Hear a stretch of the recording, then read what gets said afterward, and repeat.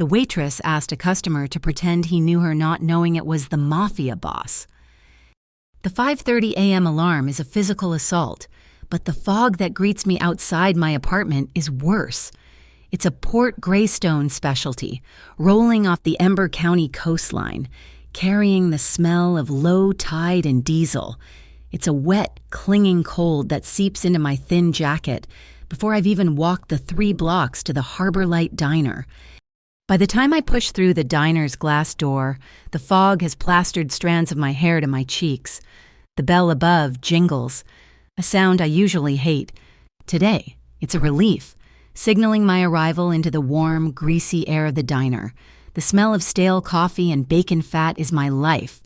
It pays the bills, or rather, it pays the interest on the bills. I punch my time card, 5:47 a.m.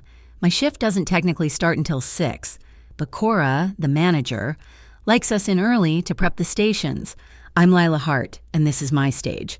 I grab my apron, tying the strings tight around my waist, a small, daily ritual of girding myself for the next 8 hours.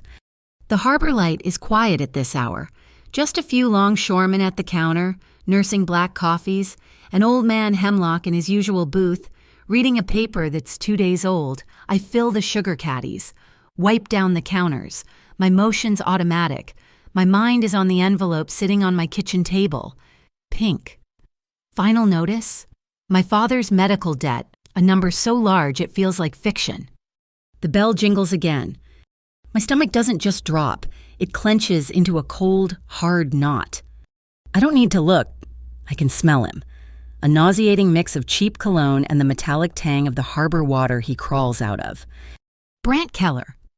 He slides onto a stool at the counter, his bulk overflowing it. He runs a dirty hand through his thinning, wet-looking hair and gives me a smile that makes my skin crawl. "Morning, little bird," he says, his voice a low rumble that's meant to be charming and lands as predatory. I grab a coffee pot, my hand steady only through sheer force of will. "What can I get you?" Brant. "Oh, you know what I want." He leans forward, dropping his voice.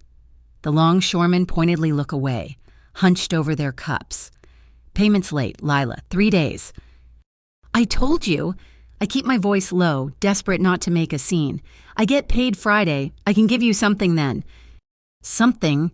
He laughs, a wet, ugly sound. "That balance needs more than something. Your old man's ticker must have been made of gold, huh?" I flinch. "Please, not here." "Not here." He reaches out, impossibly fast, and grabs my wrist. His grip is iron. "Then where I've been patient, I've been a gentleman." He leans closer, and I can see the broken blood vessels in his nose. "I'm thinking we need a private meeting. Tonight, just you and me. We can rearrange the terms."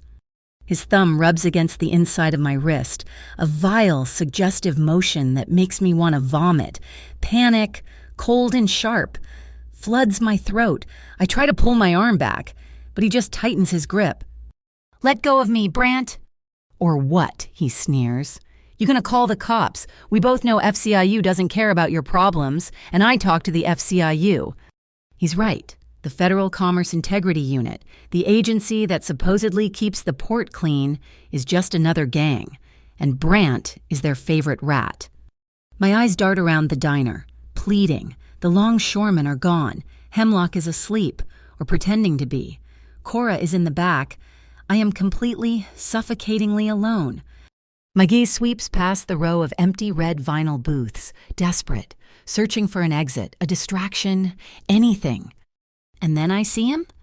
He's in the last booth, the one tucked into the corner by the window, half hidden in the morning shadows. He hasn't been there long, I would have noticed. He's drinking black coffee from one of our thick white mugs, and he's just watching. He doesn't belong here. Everyone at the Harbor Light looks like they've been battered by the sea or the docks. Their faces are worn, their clothes practical. This man is still... He wears a simple, dark gray sweater, thin, but it looks expensive. His hair is dark, cut sharp. He's not looking at Brant. He's not looking at me. He's looking out the window at the fog, but he's not looking. He's aware. The entire diner feels like it's vibrating with Brant's aggressive energy, except for that booth. His booth is an island of absolute calm. Brant tugs my wrist again. "Tonight, Lila, 8 o'clock, Pier 12. Don't make me come looking for you." The words are a death sentence. Everyone knows what happens at Pier 12. It's not a thought. It's a chemical reaction, an explosion of pure animal terror. Before I can second-guess it, before I can analyze the sheer suicidal stupidity of it, I rip my arm from Brant's grasp. He's so surprised he lets go. I don't run. I walk. My legs feel like they're moving through wet cement, but I walk, straight toward the corner booth. The man looks up as I approach. His eyes are dark, unreadable. There's no surprise in them, no pity, just stillness. I slide into the booth opposite him, my heart trying to hammer its way out of my chest. Brant is already getting off his stool, his face turning a dark, blotchy red. "Hey, I'm not done with you." I lean across the table, my voice a ragged whisper I barely recognize. "Honey, I'm so sorry I'm late." The man doesn't blink. I drop the smile, the panic breaking through. My voice cracks. "Please," I whisper, my eyes burning. "Please, just pretend you know me. Just for a second, please." Brant is 2 steps away. "What the hell is this? Lila, who's this clown?" Time stops. The man in the booth looks at me for one long, silent second. He takes in my terror, the flush on my cheeks, the way my hands are shaking so badly I have to hide them under the table. Then, slowly, deliberately, he moves. He doesn't just stand, he rises. He's tall, taller than Brant, but leaner. He moves with a liquid grace that is mesmerizing. He slides his hands into the pockets of his dark trousers and fixes Brant with a look of mild inconvenience. And he smiles. It's a faint smile, just a quirk of his lips, and it doesn't touch his cold, dark eyes. "Sorry I kept you waiting, Kara." His voice. It's not loud, it's deep, and it vibrates with a resonance that cuts straight through the diner's greasy air. It's calm. It's the standard rhythm of power.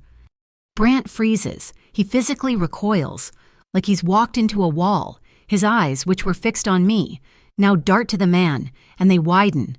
He looks at the man's face, at the expensive-looking sweater, and then his gaze drops to the man's left hand, resting lightly on the table. On his pinky finger is a ring, a simple, heavy band of dark, brushed metal set with a large, square-cut black onyx stone. It seems to absorb the diner's weak morning light. Brant Keller, the man who terrifies longshoremen and threatens women in public, takes a half-step back. He actually stumbles. I ain't got business with you," Brant mutters, his voice suddenly 3 octaves higher, all the predatory rumble gone. The man just cocks his head, his faint smile still in place. He says nothing. The silence is louder than any threat. Brant looks from the man to me, his face a confused mask of rage and a new, dawning fear. He opens his mouth, closes it, then points a shaky finger at me. "This ain't over."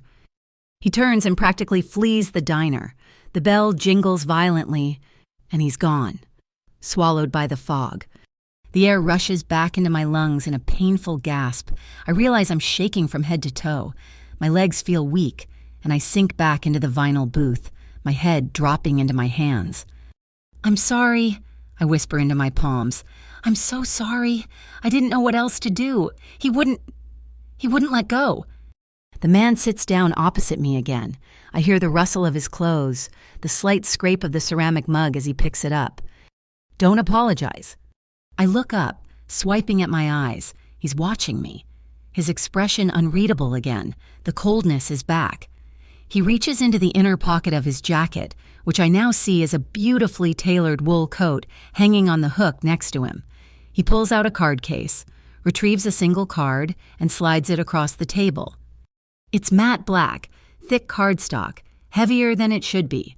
The name is embossed in simple, elegant silver script, Giacomo Ricciardi. There's just a phone number below it. No title, no company. "If he comes back," he says, his voice that same deep, controlled timbre, "call." I pick up the card. My fingers are trembling so hard I almost drop it. It feels strangely warm. I don't have any money. I can't pay you for... I didn't ask for money. He finishes his coffee in one sip and stands, pulling a $20 bill from his pocket and dropping it on the table. It's more than enough for the coffee. He shrugs on his coat. For a second, I'm just a waitress again, and I say, "Thank you for that. You didn't have to." Giacomo Ricciardi pauses, his back half turned to me. He looks back, his dark eyes meeting mine. He shouldn't have put his hands on you. And then he's gone. The bell jingles softly, a gentle counterpoint to Brant's violent exit. The diner feels empty and loud without his stillness. I sit there for a full minute, the $20 bill lying next to the heavy black card. My heart is still a runaway train. I finally, shakily, tuck the card into the pocket of my jeans, the sharp corner digging into my hip. I have no idea who Giacomo Ricciardi is. I don't know why a man who wears a coat that costs more than my rent is drinking coffee at the Harbor Light Diner at 6 a.m., and I have no idea why a thug like Brant Keller would run from him like he'd seen a ghost. All I know is that his name feels heavy in my pocket, and that Lila Hart, just blindly stumbled and asked for help from the one man in Port Greystone who wields the kind of power that doesn't need to shout, the kind of power that controls the tides, the docks, and all the dark logistics in between. I just sat in the booth of the Ricciardi family, and I didn't even know it. The adrenaline from the morning had long since evaporated, leaving behind a dull throb in my wrist and a tremor in my hands that made balancing coffee cups a liability. I kept pulling the sleeve of my uniform down, a pale blue cotton that was suddenly too thin. In the harsh fluorescent light of the back storage room, I'd seen the bruise. It was already blooming, a dark, ugly galaxy of purple and blue where Brant's thumb had pressed, a clear, punishing print. I'd felt sick. The diner hummed with a different kind of tension all day.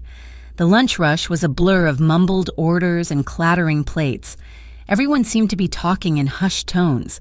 The gossip, thick as Cora's clam chowder, was all about Northwatch Horizons. The name sounded clean, optimistic. The reality was not. They were a ghost, a corporate entity sweeping up the waterfront, buying out fisheries, warehouses, and family-owned shops with offers that were not really offers. Cora Maddox, our manager, cornered me while I was refilling the napkin dispensers. She was a tall, wiry woman who looked like she'd been smoking since the cradle and hadn't slept since... "You look like hell, Hart," she said. Not unkindly. She tapped her pen on her clipboard. "I saw Keller bothering you this morning." I flinched, my eyes darting to the front door. It was nothing. Cora, just... him being him. Cora let out a dry, rasping laugh. "There's no such thing as just Brant. Listen to me, kid. You stay clear. You hear me? That man isn't just the muscle he pretends to be. He's got friends. He talks with the Federal Commerce Integrity Unit." My blood ran cold. The FCIU. They were supposed to be the good guys, the federal agency that kept the port clean, that stopped smuggling and illegal trade. But on the docks, talking to the FCIU meant you were either a rat or you were on their payroll. Either way, it meant he was untouchable. "I will," I whispered, the napkin in my hand trembling. "Good, because Northwatch is squeezing this port dry, and the FCIU is letting them. Men like Brant are how they do it." She nodded, satisfied, and stalked off toward the kitchen. That night, it was my turn to close out the digital books. Cora trusted me with the end-of-day reconciliation. It was usually simple tallying the tickets against the credit card reports, but Cora's words about Northwatch made me look closer. I scrolled back through the week's invoices on the old office desktop. We had our usual suppliers, Atlantic Bakers, Portside Dairy, Harbor Meats. Then I saw one that made me pause. Ember County Logistics. The invoice was for $4,000. The description line was blank. I clicked it. It was paid instantly via a wire transfer, not our usual net 30 terms. I searched the name. Another invoice from last week. $6,000. Refrigeration maintenance.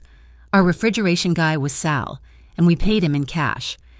My heart started a low, heavy drumbeat. I wasn't a genius, but I knew what this looked like.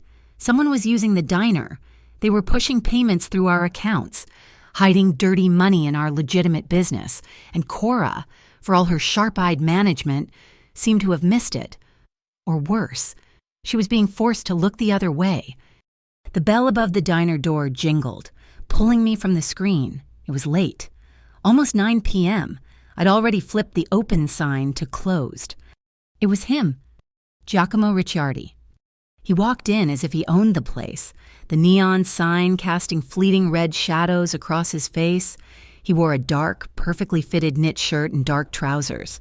He looked like he belonged in a high-rise office, not a greasy spoon diner. He didn't apologize for being late. He just slid into the back booth, the same one as this morning, the one that faced the windows, offering a panoramic shadowed view of the harbor gates. I wiped my hands on my apron, my heart thudding for a completely different reason. We're technically closed. I know, he said. His voice was calm, a low vibration that seemed to settle the air. Just a coffee, black, to go. I poured the coffee, my hands surprisingly steady. I put the lid on the cup and brought it over. He had a $20 bill on the table. He won't bother you again, Marhi said, not as a promise, but as a statement of fact. What did you do? I whispered, my fingers tight around the cup. He didn't answer. He just looked out the window. The floodlights of Pier 9 clicked on, illuminating a massive container ship being guided in by tugs. They're moving fast tonight. That's the Adriatic Star. She's not scheduled until tomorrow. He was watching the port, not just looking, watching. He was tracking the rhythm of the harbor, the flow of goods in and out. He turned his gaze from the window to me. It was intense, assessing. What do you do? Lila, besides this. What do you mean? Your skills. This morning, you were terrified, but you were still thinking. You scanned the room and you picked the right person. You're observant. I don't know, I said, thrown. I sketch a little. I do some photo editing. People send me old damaged pictures and I fix them digitally. His eyes held mine. Photography. My dad, he left me his old camera, a 35 millimeter, all manual. It's beautiful, but it's broken. The shutter sticks. I shrugged, feeling stupid. I can't afford to get it fixed. He took the coffee, his fingers brushing mine, a small, electric jolt that had nothing to do with fear. Leave it outside your apartment door tomorrow morning, in a bag. What I can't ask you to... I know a man, he said simply. He works on old clocks. He understands small, precise machines. He owes me a favor. He stood, the 20 still on the table. Keep the change. He was at the door when my phone buzzed in my apron pocket. I pulled it out, annoyed. It was a text from an unknown number. I opened it. My breath hitched. The coffee cup in my hand nearly fell. It was a picture, a photograph of me. It was taken from across the street, through the diner window. I was standing at the counter, sweeping the floor, my back to the door. The timestamp was from 10 minutes ago, before Giacomo had walked in. Brant, he was watching me. Giacomo had paused, his hand on the door. He turned, slowly. He hadn't seen the photo, but he saw my face. The blood had drained from it. Before I could react, he was back at the table in 2 long, silent strides. He didn't ask. He just held out his hand for the phone. Numbly, I gave it to him. I watched his face as he looked at the image, his expression, which had been so calm, so unreadable, hardened. It was like watching marble settle. The muscles in his jaw clenched, just once. It wasn't loud, explosive anger. It was something colder, heavier, a deep, quiet finality. He handed the phone back to me, his dark eyes boring into mine. My car is outside, he said. It was not an offer. I'll take you home.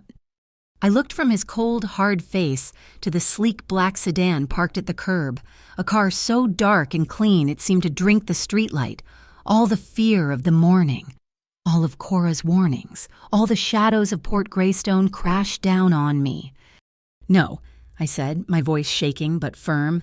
"Thank you, but no, I can't. I live 3 blocks away. I'll walk." I expected him to argue, to insist, to grab my arm the way Brant had. He just studied my face for a long second, his gaze searching for something. Then he gave a single, sharp nod. "As you wish." He walked out. I waited a full minute, my heart hammering against my ribs, until his car pulled silently away from the curb and disappeared. Then I grabbed my jacket, locked the diner, and plunged into the cold, misty night. I clutched my keys in my fist, the metal teeth biting into my palm. I walked faster than I ever had, my ears straining against the sound of my own footsteps. I didn't need to look back. I knew he wasn't gone. I could feel him. I turned the corner onto my street, and I saw him. He was standing on the opposite sidewalk, a block behind me, his hands in his pockets. He was just a silhouette under the halo of a gas lamp, perfectly still. He wasn't following me. He was escorting me. He didn't move, didn't approach. He just watched, a silent sentinel, until I had fumbled with my lock, shoved my door open, and slammed it shut behind me. I leaned against the solid wood, my lungs aching, and only then did I hear the sound of faint footsteps, walking away, disappearing into the fog. I didn't sleep that night. The next evening, I came home, my body aching from the shift. I climbed the stairs to my apartment, my mind on the fake invoices. And I stopped. Hanging on my doorknob was the canvas bag I'd left out that morning, feeling like the biggest fool in the world. I took it inside, my fingers trembling. I set it on my small kitchen table. It was heavier than I remembered. I pulled open the flap. There it was, my father's camera. But it was new. The scuffed silver magnesium body was polished to a dull sheen. The black leather grip, which had been peeling, was now smooth and conditioned, smelling faintly of oil and something like cedar. I picked it up. It felt solid, balanced. With a shaking thumb, I advanced the non-existent film and pressed the shutter button. Instead of the dull, sticky thud I was used to, there was a sound, a crisp, precise, beautiful click-whir. I sank into my chair, my vision blurring. Tucked into the side pocket of the bag was a single, thick, cream-colored card. No name, no number, just 4 words, embossed in the same elegant, silver script from his business card. "Don't let them take your light." The obsidian room was not a room. It was a pressurized space, located 3 floors beneath a nondescript textile import business. It had no windows and was soundproofed with thick, velvet-covered panels. The air smelled of expensive scotch and the faint, clean ozone of the filtration system. Giacomo Ricciardi sat at the head of the polished obsidian table. He was motionless, the onyx ring on his finger the only point of stillness in the flickering candlelight. On his right sat Jonah Cade, his lawyer. Jonah was immaculate in a waistcoat, his silver hair perfectly coiffed. He was the presentable face of the Ricciardi operation, the man who translated harbor logistics into corporate contracts. On his left sat Maeve Rook, his right hand. She was the opposite of Jonah, dressed in dark, practical fatigues. Her black hair was pulled into a severe knot.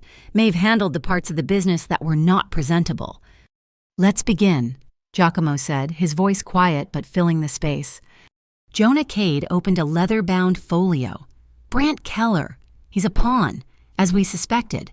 His handler isn't just local dock muscle. He's taking orders directly from Northwatch Horizons." Giacomo nodded, unsurprised. "And the agencies—" "That," Jonah said, leaning forward, "is the problem. Northwatch isn't just buying land, they're buying influence.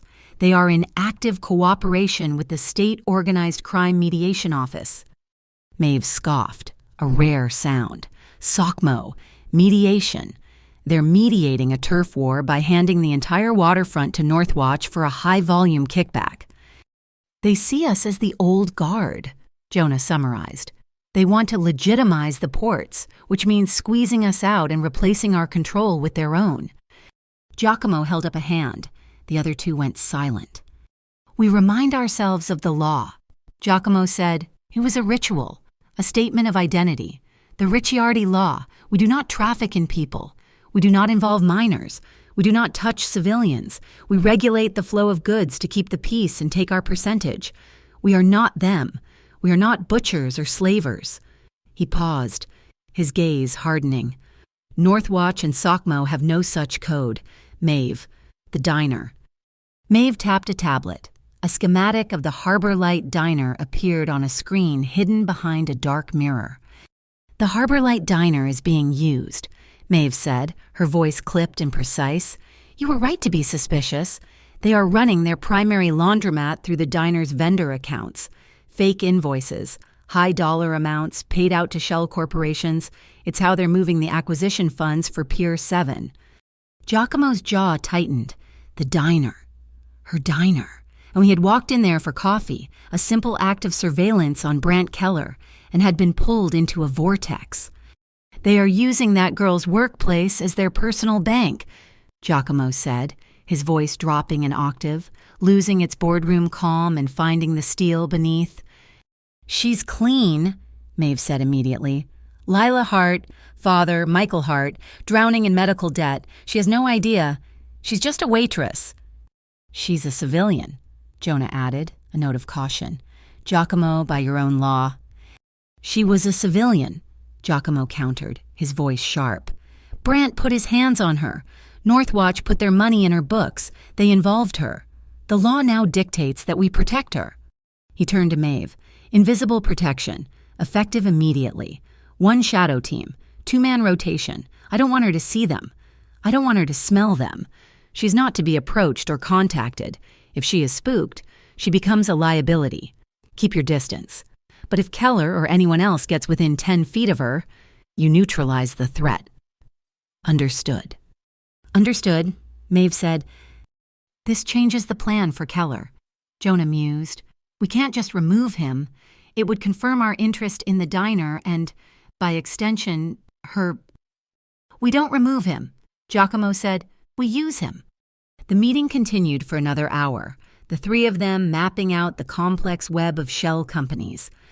The next day, Giacomo was in his private office, a bright, airy space above the textile front, a stark contrast to the obsidian room. A courier, one of the old-timers who had worked for his father, entered without knocking and placed a simple manila envelope on his desk. This came through the Pier 5 drop Mr. Ricciardi, from the asset you tasked. Giacomo dismissed him. He looked at the envelope.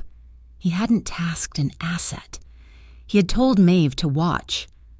This was something else. He slid it open. It was not a report. It was a photograph. A single, grainy, black and white print, the kind of photo that came from actual film. Not a phone. It was slightly out of focus, but the subject was clear. It was taken from inside the Harbor Light Diner. Looking down, it showed the underside of a booth, his booth, and a man's thick forearm. The man was planting a small black device with an antenna, a high-frequency transmitter bug. Giacomo stared at the photograph. He recognized the arm. Cooper Lyle, a dock worker known to be on Northwatch's payroll. Maeve entered, holding a similar print. My team just saw Cooper Lyle enter the diner. He posed as a maintenance worker. He was inside for 4 minutes. He planted this. Giacomo turned the photograph over in his hand. He looked at the angle, the composition. It wasn't an accident. She took this, he said. A strange, unfamiliar sensation rising in his chest. It was admiration. He gave me back her camera, and she used it. She must have seen him, thought he was suspicious. Maeve noted.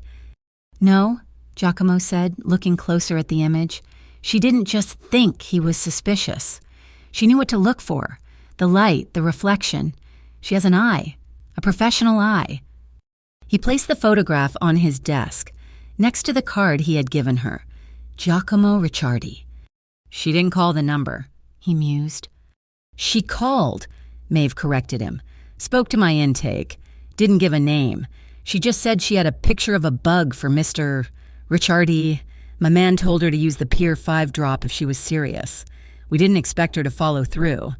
Giacomo allowed himself a small, thin smile. This changed things. "Jonah," he said, activating his intercom. "Get back in here. The plan for Brandt has been accelerated." Jonah Cade entered, looking confused. Giacomo pushed the photograph across the desk. Jonah's eyes widened. "She's an asset." "She's a witness," Giacomo said. "And Northwatch just made a fatal mistake. They put a bug in a civilian establishment, involving a civilian witness. That's a federal wiretapping charge. It's leverage." "We move on Brandt tonight," then Maeve said, eager. "No." Giacomo stood, walking to the window that overlooked the gray, bustling harbor. "No blood, no violence. That's their way, not ours. We bleed him a different way. We want his money line. He's a thug, but he's a thug who likes his comforts. We find his collection points. We divert his funds. We make him desperate. A desperate man will turn on his masters to save himself. We are going to make Brandt Keller expose Northwatch for us." "It's risky," Jonah warned. "If he gets desperate, he might go after the girl." Giacomo turned from the window, his face cold and absolute. The brief warmth of his admiration was gone, replaced by the calculating chill of the Ricciardi boss. "He will," Giacomo stated. "He will go after her because he is stupid, and that is what stupid men do, which is why Maeve's team will be ready." He looked at his right hand, the contingency. Maeve, if she is pulled in, if they make a move on her, if Brandt so much as breathes in her direction, your team does not wait. You retrieve her, and you take her directly to Warehouse 12. Jonah Cade looked startled.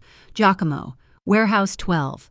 That's a Ricciardi safe point. It's shielded. It's for family." Giacomo picked up the photograph of the bug, taken by a terrified waitress with a repaired camera. "They put a bug in her workplace," he said softly, his voice a blade. "They sent her a picture of herself. They have officially brought her into our world. The least we can do is offer her our protection. Get her to Warehouse 12. The fog was a lie. I'd always thought of it as a shroud, something to hide in. But tonight, it was a trap. It muffled the sounds of the harbor and magnified the sound of my own footsteps, turning my short walk home from the diner into a paranoid nightmare. I'd finished my shift, my pockets heavy with the day's tips and my mind heavy with the fake invoices I'd printed and hidden under my mattress. My hand was wrapped around my keys, the metal biting into my palm, my thumb ready to press the panic button on my fob. I was 2 blocks from my apartment, near the sea wall, when the car mounted the curb. It wasn't a police car. It was Brandt Keller's beat-up sedan, cutting off the sidewalk, its headlights slicing through the mist and pinning me against the brickwork of an old fishery. "Going somewhere, little bird?" Brandt got out of the driver's side. He wasn't alone. 2 large shadows detached themselves from the passenger side, fanning out, blocking my escape. My heart didn't just pound, it stopped. "But Brandt, please," I stammered, backing up until my shoulders hit the cold, damp brick. I was just going home." "Yeah, I know, I've been waiting for you." He smiled, that same wet, ugly smile, but the predatory charm was gone. This was something else. This was raw, angry. "You made a fool of me, Lila. You and your new friend." "I don't know what you're talking about." "Don't lie," he roared, and he crossed the distance in 2 steps, grabbing me by the front of my jacket. He smelled of sweat and old fish. "Who is he, some high roller? You think he's going to save you?" He shoved me toward the car. "You were supposed to meet me at Pier 12. Fine, we'll just go there now. My friends are very eager to meet you." One of the goons opened the back door. I slammed my elbow back into Brandt's gut, a useless, feeble gesture. He just grunted and tightened his grip, one massive hand twisting the fabric of my jacket, the other grabbing my hair. "Get in the car." "No, let go of me." He laughed and shoved me forward. I fell into the back seat, my head cracking against the far door. The world spun in a pinwheel of lights and pain. One of the goons climbed in beside me, his bulk crushing me against the door. Brandt got in the front. The doors locked. I was trapped. My hand was still in my pocket, my fingers frozen, not on my keys, On my phone, Brant was talking to the man in the passenger seat, something about Northwatch being angry. The car lurched forward, speeding down the empty cobblestone street. My fingers, numb and shaking, found the screen. I didn't have time to unlock it. The emergency call? No. The emergency text. I thought of the black card, the number I had dutifully saved under R. My thumb, slick with cold sweat, fumbled on the glass. Help! I didn't know if it was enough. He needed to know who. He needed to know what. I remembered the ring, the black, absorbing stone. Onyx ring. I hit send, the message vanishing into the ether, a desperate prayer to a man I barely knew. The goon beside me grunted, "What are you doing?" He lunged for the phone, but it was too late. At the same instant, a sound screamed through the night. Not a siren, the sound of metal on metal, of tires tortured to their limit. Our car was thrown sideways. I was slammed against the goon, then back against the door. Brant screamed a curse as the car spun to a halt, blocked by a sleek gray sedan that seemed to have materialized from the fog itself. It was a perfect, precise T-bone block. "What the hell?" Brant yelled, trying to put the car in reverse. But the driver's door of the gray sedan was already open. A woman emerged. She was dressed in black tactical gear, her hair in a tight braid. It was the woman I had seen in Giacomo's office, the one named Maeve. The front passenger of Brant's car fumbled for his door handle. Maeve didn't run. She walked, calmly, and threw a small, black disc under our car. A thick, blinding white smoke erupted, instantly enveloping both vehicles. It wasn't just smoke, it was a wall. Brant was coughing, the goons shouting in confusion. My door was ripped open. Maeve stood in the smoke, her face an impassive mask, unaffected by the chaos. She didn't have a gun. She just held a hand out.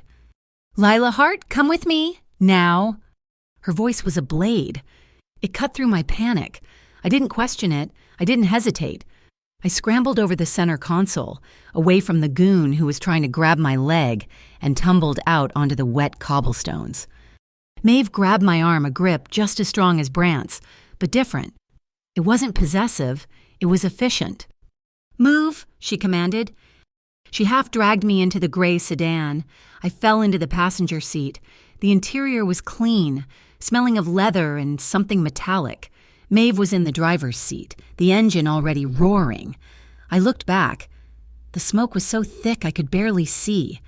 I saw Brant stumble out, his arms windmilling. I saw the second goon on the pavement, groaning. Maeve's partner, a man in similar gear, was already disengaging, melting back into the fog.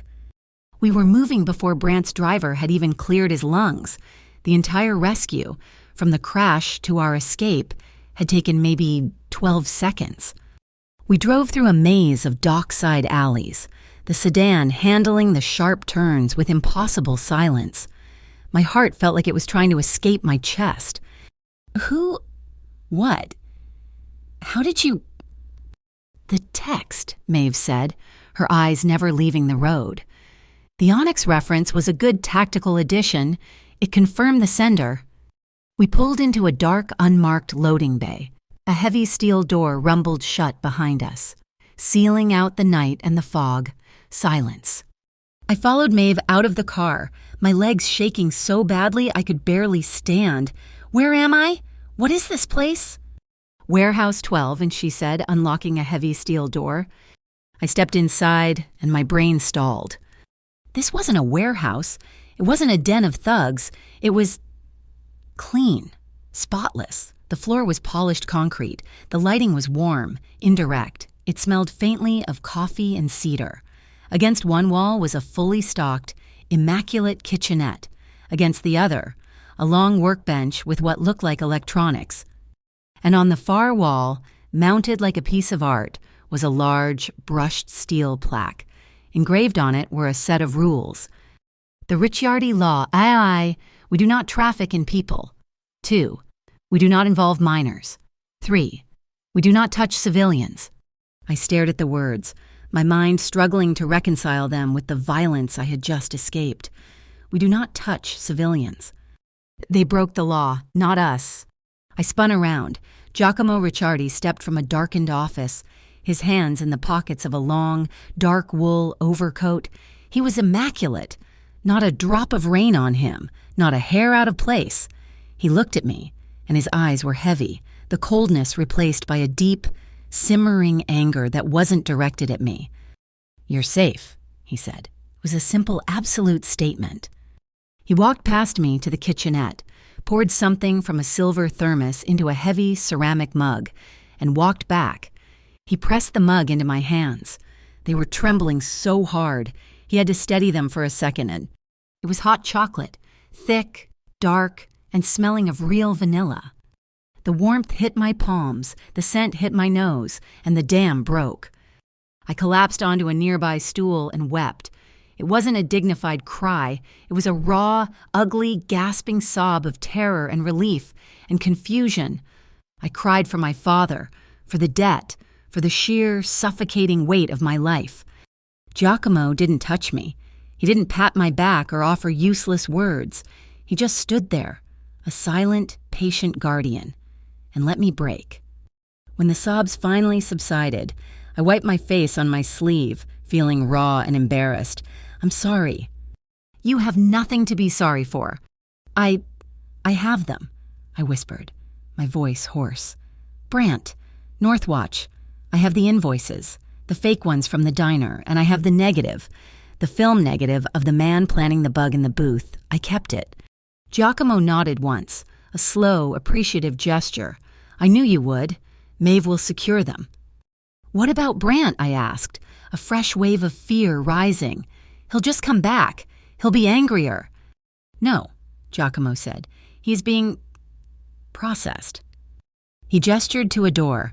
I followed him. It was an office, dark, with a large window that looked into a brightly lit conference room, a one-way mirror.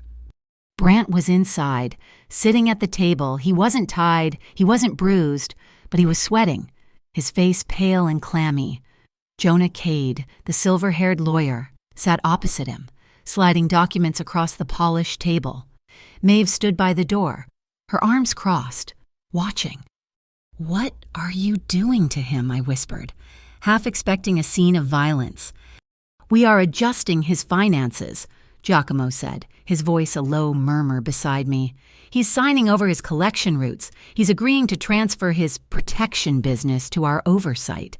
And he is agreeing to wear a personal GPS tracker, a charm, to ensure he never bothers you or any other civilian ever again. We are not torturing him, Lila. We are bankrupting him. We are taking away his power without laying a hand on him." I watched as Brant, the man who had terrified me for months, shakily signed the paper. Jonah Cade pushed a small black device across the table, a GPS tracker. My world, which had been spinning, settled into a new, strange alignment. Giacomo didn't stop monsters by being a bigger monster. He stopped them by being smarter. He used power to prevent violence, not to inflict it. My fear of him evaporated, replaced by a complex, disorienting wave of gratitude. An hour later, the rain was falling, a cold, steady drizzle that turned Port Greystone into a watercolor of blurred neon. Maeve offered to drive me home. "I will take her," Giacomo said. He didn't bring the car, and he opened a side door, and we were suddenly on a quiet street, just a few blocks from my apartment. He held a large black umbrella, holding it so that it covered me completely. His own shoulder and the sleeve of his expensive coat were dark with rain. We walked in silence. He didn't crowd me. He maintained a careful, respectful distance, a buffer of space between us, but the umbrella was a constant, protective shield. We reached the front stoop of my building. The single, weak yellow light of the porch lamp cast a golden glow over us. I turned to face him, still under the umbrella's protection. "You're wet," I said, stating the obvious, my voice small. A shadow of a smile touched his lips. "It's only water." "You knew," I whispered. "You knew he would come for me." "I knew he was a fool," Giacomo corrected, his voice soft. "And fools are predictable." The relief, The absurdity, the sheer release of the night bubbled up in my chest. I laughed. It was a short, breathless, slightly hysterical sound. And he smiled, a real smile. It transformed his entire face, erasing the cold severity. It revealed a faint dimple on his left cheek that was so shockingly human it made my heart skip. "Thank you," I said. The words felt too small for what he had done. "Go inside, Lila, get some sleep. You are safe." He began to turn, collapsing the umbrella, ready to walk back into the rain. "Giacomo," I said. It was the first time I'd used his name. It felt heavy and strange and right on my tongue. He paused, looking back at me over his shoulder. The smile was gone, but the warmth remained in his dark eyes. "Thank you," I said again. He just nodded, a single, sharp acknowledgement. Then he turned and walked away. The dark figure of his overcoat melting into the rain and the fog. My life had split into two distinct, jarring realities. By day, I was still Lila Hart, waitress. I served coffee, balanced plates, and listened to the banal complaints of the Harbor Lights regulars. I smiled, I wiped counters, I collected my tips. By night, I was something else. I was an analyst, a shadow, an accomplice. My nights were spent in Warehouse 12. It had become my sanctuary, the only place I felt truly safe. Giacomo and Jonah Cade had spread my printed-out invoices across the polished conference table, cross-referencing them with shipping manifests Maeve had acquired. "Ember County Logistics," Jonah said, tapping the invoice I'd first flagged. "It's a shell, but the payments coming out of that shell all lead to one place." He wrote a name on a clean white pad, the Blue Meridian Fund. "Northwatch Horizons," Giacomo said, his voice a low rumble. He was standing at the one-way mirror, staring into the dark room beyond, as if he could see the entire city from there. "That's their slush fund, their war chest for buying the port. And it's managed by one man," Jonah continued, "Marcus Thorne. He's their treasurer. He's not dock muscle like Brant, he's a numbers man. Very clean, very private." "How do we get to him?" I asked, my voice sounding strange and bold in the sterile room. Giacomo turned. We can't. He's too insulated. Any move from us, and he locks down." "He's an amateur photographer," Maeve chimed in, looking up from her laptop. "He loves old film. He's the keynote speaker at the Greystone Urban Photo Exhibit tomorrow night, talking about capturing the city's hidden soul." I looked at Giacomo. He looked at me. The same idea sparked between us. "I can talk to him," I said. "He loves film. I have my dad's camera. I can talk about apertures and film grain. He'll just see me as a fellow enthusiast." Jonah looked skeptical. "It's too dangerous. Miss, the place will be crawling with Northwatch security, not to mention—" "FCIU," Giacomo finished. "The good guys. They'll be there, too, watching their investment." He looked at me, a long, assessing gaze. "You can't go alone." "Then I'll be your date," I said, my chin rising. Giacomo almost smiled. "No, Lila, I'll be yours." The next night, I was unrecognizable. Maeve had produced a dress, a simple, deep blue silk that settled over me like water. My hair was up, and I was wearing shoes that hurt. Giacomo was waiting for me at the base of the stairs in Warehouse 12. He was in a perfectly tailored dark suit. He looked less like a mafia boss and more like a CEO, which I was beginning to realize was exactly what he was. He didn't say I looked beautiful. He just watched me descend, his eyes dark and appreciative. He held out his arm. "Marcus Thorne," he said, his voice all business. "He's nervous. We find him. You talk cameras. I listen." The exhibit was held in a new, sterile glass and steel building downtown, a world away from the salt and rust of the docks. People murmured politely, holding wine glasses. I felt like a fraud, my palms sweating. Giacomo's hand settled on the small of my back, a light, proprietary touch that was entirely for show but sent a jolt straight up my spine.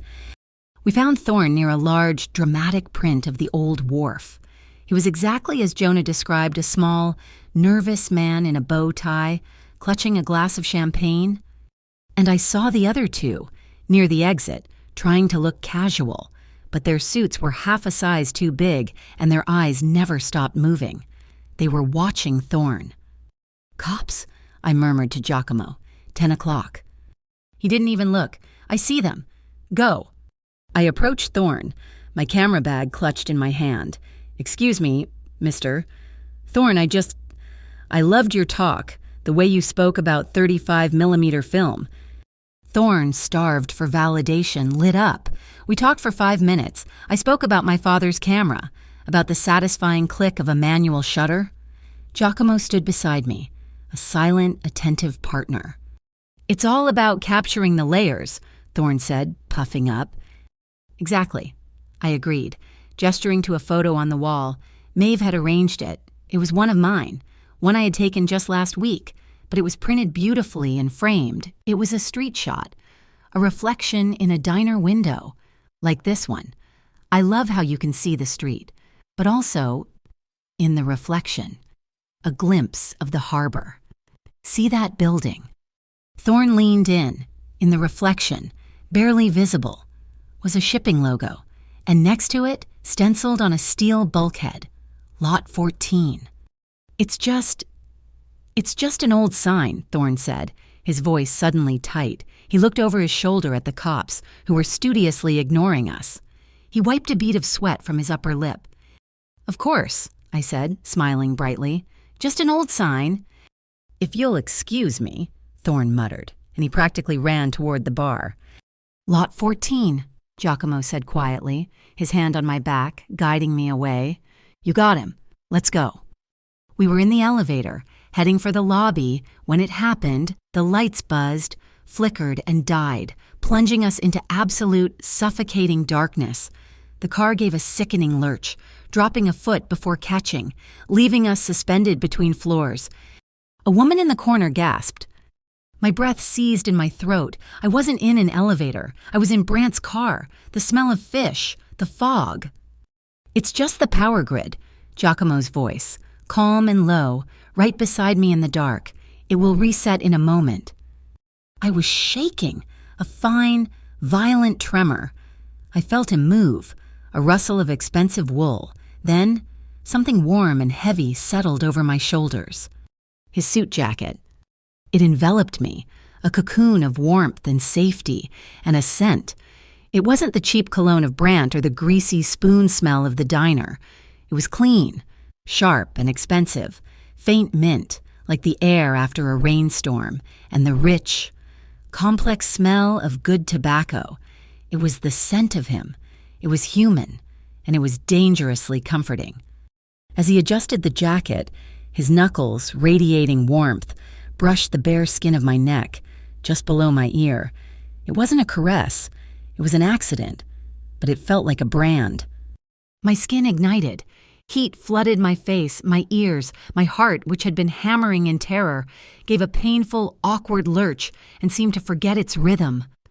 The lights flickered back on. The elevator chimed and began its smooth descent. I was staring at the steel doors, my ears burning, clutching the lapels of his jacket. He was standing beside me, his white shirt stark in the artificial light, his arms crossed, watching the numbers descend. We stepped out into the lobby. Neither of us said a word. That night, we were at Container Yard 14. The salty wind was sharp, whipping my hair across my face. The yard was a city of steel canyons, lit by cold, high-pressure sodium lamps. Thorne's reaction confirmed it, Giacomo said, his voice a low murmur. "The invoices from the diner match the cargo in this yard, but we need the ledger. The one that ties the fake logistics payments to these specific container codes." He moved through the shadows with a grace that was unnerving. I clutched my father's camera, loaded with high-speed black and white film. This was my weapon. Giacomo paused at a small, prefab guard shack. The lock was heavy. He didn't pick it. He used a key. "I own the key. I don't own the guard inside. He's Northwatch." He nodded to a massive crane 200 yards away. "Maeve is creating a distraction. When the lights go, we have 1 minute." On cue, the yard's main floodlight sputtered and died, plunging us into near total darkness. Giacomo opened the door. The guard was already on his radio, walking out the other side. "Now, Lila." We slipped inside. It was a tiny, cluttered office, a computer, shipping charts, and on the desk, a thick 3-ring binder, ledger. "I can't take it," I whispered. "They'll know." "You don't have to." I flipped open the binder. My hands were shaking, but not from fear, from adrenaline. I raised the camera. I braced my elbow on the desk. Click whir, page turn, click whir, page turn, click whir. The sound was deafening in the silence. A sound ripped the night apart. A train horn, deafening, shockingly close, an explosion of noise. It wasn't a distraction. It was a coincidence. A freight train was rumbling by on the adjacent tracks. I jumped, stumbling back against the doorframe, my camera slipping. Giacomo moved. He didn't hesitate. He seized my arm, pulling me out of the doorway and flat against the steel wall of the container behind us, shielding my body with his own. I was pressed against him, my face against the rough wool of his sweater. I was surrounded by him, his strength, his heat, his scent. My hands were splayed against his chest, and under my palm, I felt his heart. Thump, thump, steady, slow, a solid, unwavering rhythm in a world of chaos. Mine was a hummingbird, trapped in my throat. The horn faded, the rumble of the train receding, the yard lights flickered back on. We were frozen, him shielding me clinging to him. He was so close, I could feel his breath in my hair. Slowly, carefully, he eased his grip, stepping back, but he didn't let go completely. His hand was still on my arm. "Are you all right?" I couldn't speak. I just nodded, my lungs aching. We moved back into the deep shadows, melting between the stacks of containers. This is insane." I finally breathed, my voice shaky. "This isn't just taking pictures." He stopped, turning to me in the narrow canyon of steel. The moonlight caught the sharp line of his jaw. "I did not want this for you. Lila," he said, his voice low and raw. "I wanted to handle Brandt. I wanted you to walk away, to be safe, to keep your life." "Then why am I here?" "Because you're light," he said, and his gaze was so intense it pinned me. "It shines on things we've missed. The bug, the invoices, the reflection in that photograph. You see the details? I need what you see." I stared at him. This man who commanded the docks, this mafia boss who had saved me, who had put his own jacket over my shoulders, who had just shielded me with his body. The fear I'd had of him was long gone. The gratitude was there. But this new, trembling, terrifying thing, it was taking root. "All right," I said, finding a strength I never knew I possessed. "I'll help, but I have one condition." He waited, his face unreadable. "The Riccardi law. Your law. You said you don't touch civilians. I want your word. No one else gets hurt. No innocent people. No fathers drowning in debt. No waitresses getting cornered. If I help you, you do this my way, too." He didn't laugh. He didn't dismiss me. He held my gaze, and I saw a deep, profound respect in his eyes. "You have my word," Giacomo Ricciardi said. "On the Ricciardi name, we do not hurt innocents."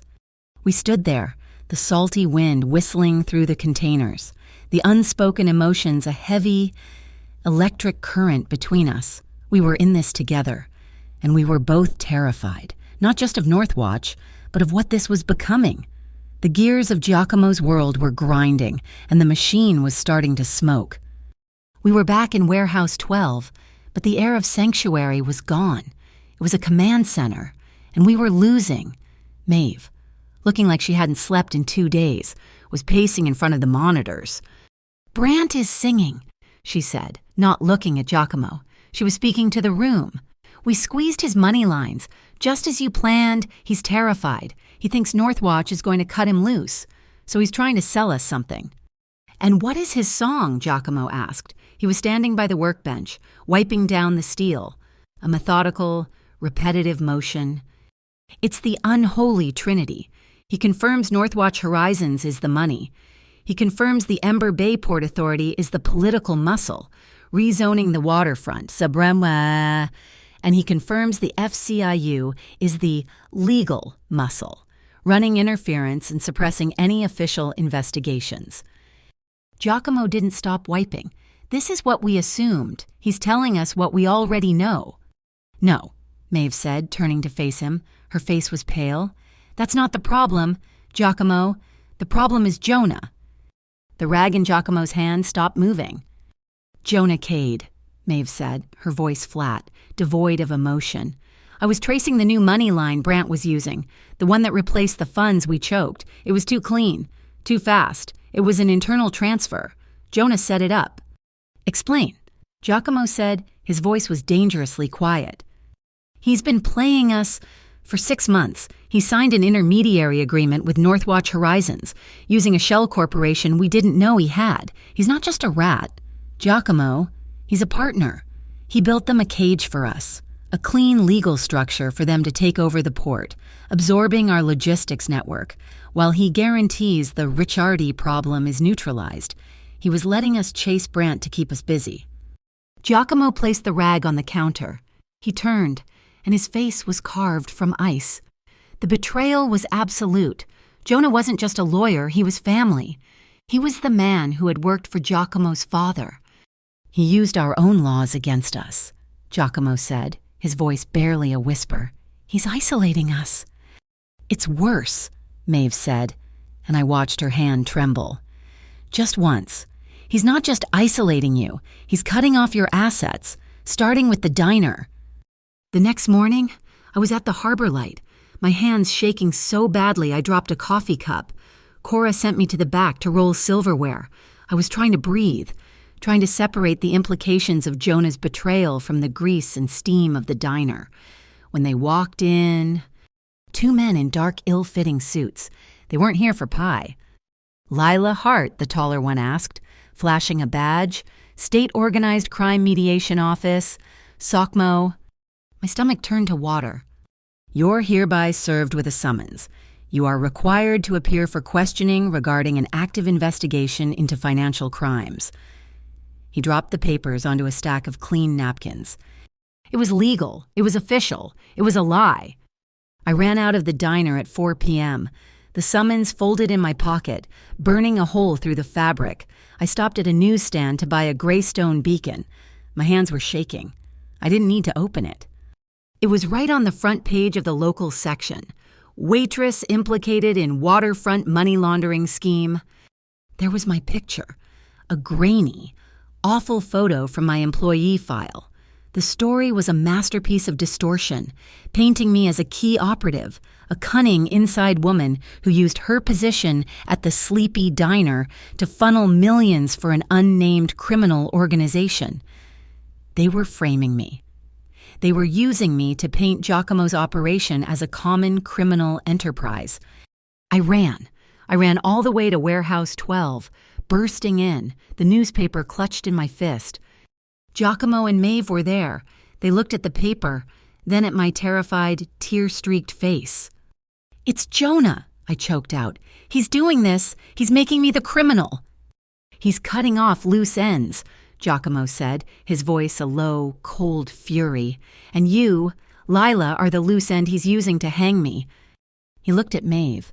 His face was a mask of resolve. Get her out of the city, the safe house in the mountains. Take her father, go now. They'll be picking her up on that summons by tomorrow. No. The word was out of my mouth before I could think.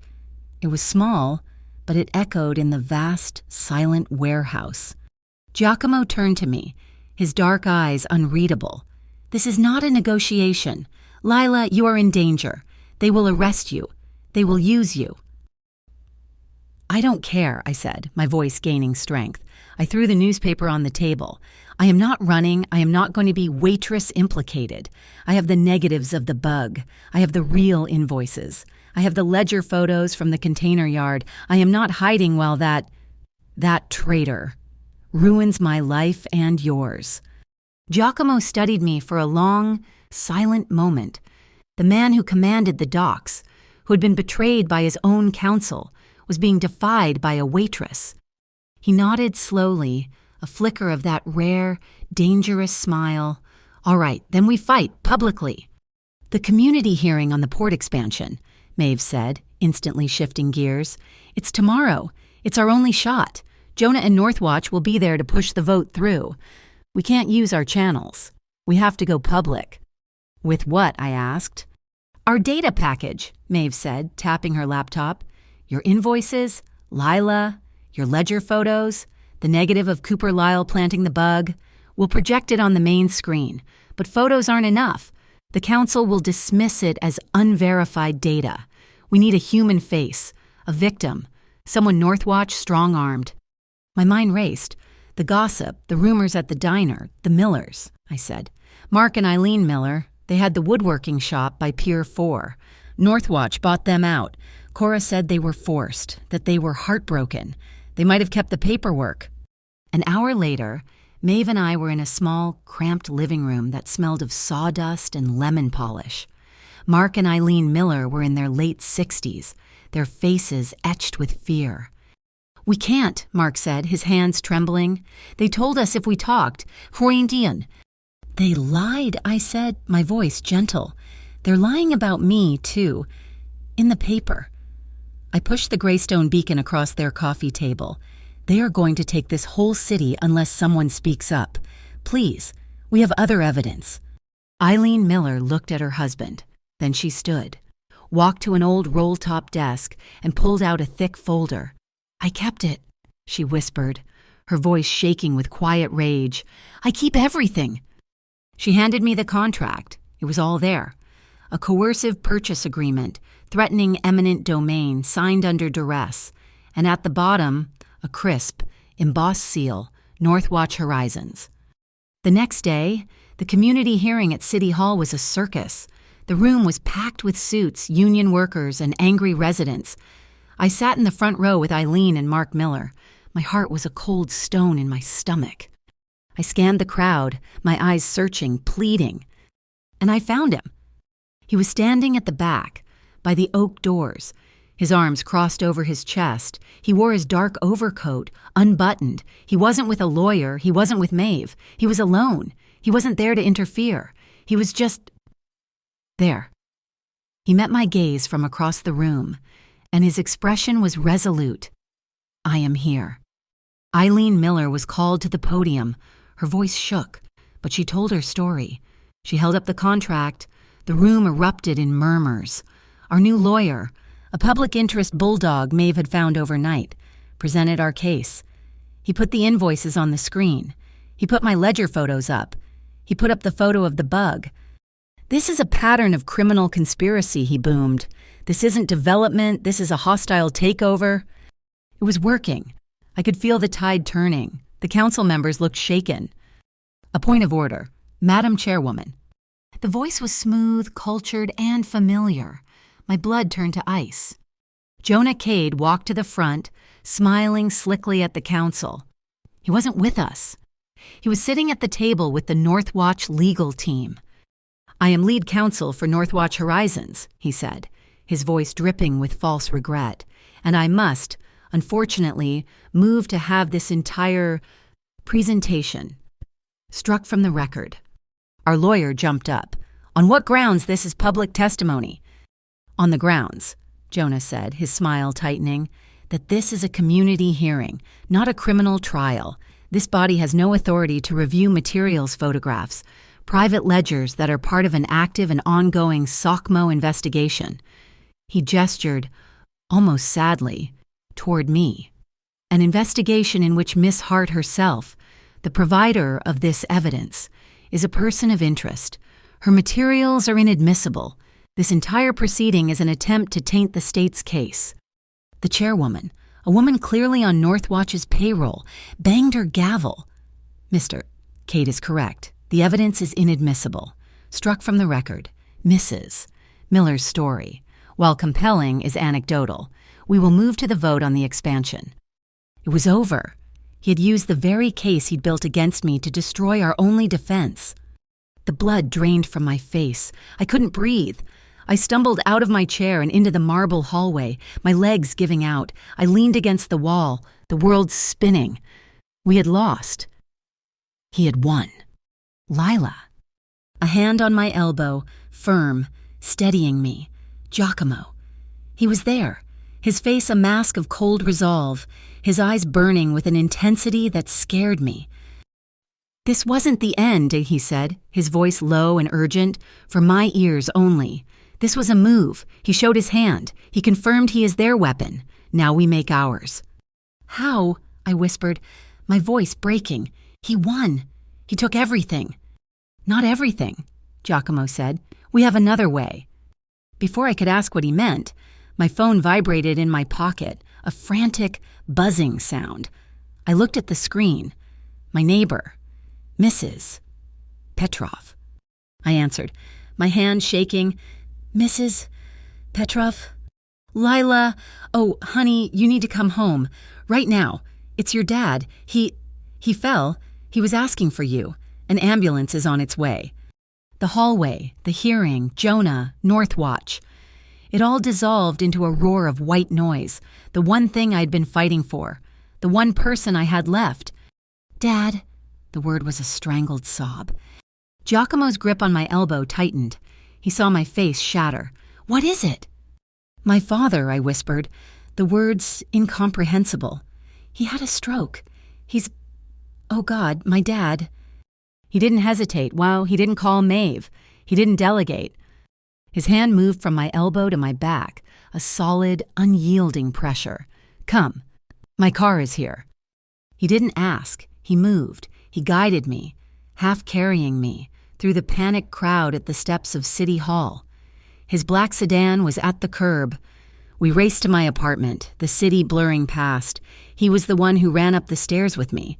He was the one who spoke to the paramedics, calmly, as I stood frozen. And when they said we could follow the ambulance, he put his arm around me and helped me, dazed and weeping, into his car. He drove, his hand steady on the wheel, following the screaming siren as we raced toward Meridian Crest Medical Center. His own world was on fire, his empire betrayed from within, but he was here, his entire focus on me, a silent, steady anchor in the collapsing storm of my life. My father was stable. The words from the doctor at Meridian Crest Medical Center were the first solid ground I'd stood on in 2 days.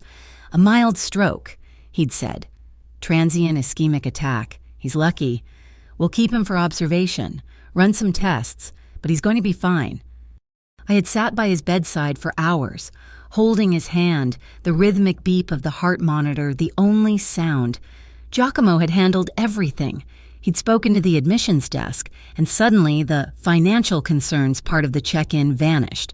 He had stood in the hallway, a dark, solid presence, until the doctor had given us the good news. Then he had vanished, leaving me with my father. Now, it was late, 2 days later. My father was asleep, his breathing deep and even. Maeve had sent a car for me, a silent directive. I was taken, not to Warehouse 12, but to the textile import business, up a private elevator that opened not into an office, but into a home. Giacomo's home. It was sparse, clean, and masculine, but the elevator didn't stop there. It went up one more level, and the doors opened into a shock of green. A greenhouse, a massive glass box on the roof of the building, overlooking the entire expanse of Port Greystone.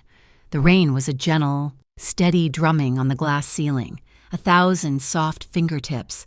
The air was warm, not with dry heat, but with living humidity, and it was filled with the sharp, clean citrus and spice scent of bergamot trees. Giacomo was standing by the glass, his back to me. He had shed his suit jacket. He was in his white shirt sleeves, his tie gone, the top 2 buttons of his shirt undone. "Your father," he said, not turning. "Maeve told me he's stable." "Yes, he's fine. They're releasing him tomorrow." I walked toward him, my footsteps silent on the stone paving. "Giacomo, what you did at the hospital." "I made a call," he said, dismissing it. "The debt is handled. It's gone." I stopped. "Gone you paid it, and I can't let you do that. I can't ever repay." "It was not a payment," he said. finally turning to face me. His eyes were shadowed, heavy with a weariness I hadn't seen before. It was an apology. It was my world that brought this on you. My traitor, my fight. Your father was collateral. That is a violation of my law. It was Jonah, I whispered. He must have found out about my dad's debt and what scared him threatened him. He didn't have to, Giacomo said, his voice raw. He just had to make sure the collectors, the ones I had stopped, were suddenly unleashed, the stress. It was enough. Jonah knew it would be. He used your father to break you, to get you off the board. We stood in silence, the rain drumming, the city lights a distant, blurred constellation below. All the adrenaline of the past week, the fear, the running, it all drained away, leaving a hollow ache. We were two people in a glass box, suspended above a city that wanted to crush us. The defenses were gone. Why? I asked, my voice barely audible. Why this law, we do not touch civilians? Brant, Jonah, Northwatch? They don't have laws. He looked away, his gaze finding the dark, churning water of the harbor. Because I saw what happens when there are no laws. He walked over to a simple wooden bench, running his hand over the leaves of a small orange tree. I had a brother, Marco. He was younger, not like me. He was loud and he laughed. He believed in the system. He took a job on the docks, a legitimate job, a crane operator. I watched his face, the muscles in his jaw working. It was a new crane, part of a big city contract, a new development, just like Northwatch. The contractor cut corners, used substandard steel in the cable housing, saved them maybe $50,000. It was a windy day. The housing snapped. The crane arm came down. He paused, and the sound of the rain seemed to rush in to fill the silence. He was 21, Giacomo whispered. He was dead before the ambulance arrived. The contractor filed for bankruptcy. The city inquiry found no specific fault. The system I believed in, it failed him. It failed everyone. So I made my own. He turned his gaze back to me. I took my father's business, and I gave it a code, a law. We would control the docks, yes, but we would stop the butchers. We would stop the contractors who cut corners. We would stop the men who put profit over people. We would not touch civilians. He looked down at his hands. Jonah knew that. He knew it was the only thing I truly believe in, and he used it to betray me. I went to him, my heart aching with a pain that was not my own. I didn't know what to say, so I told him my own truth. When I was in high school, I said, my voice quiet, I used all my savings to buy film. Hundreds of rolls. I shot everything. The way the light hit the rust on the pier, the faces of the old fishermen, the fog. I had a box. It's under my bed, full of undeveloped canisters. Maybe 30, maybe 40 of them. He looked at me, listening.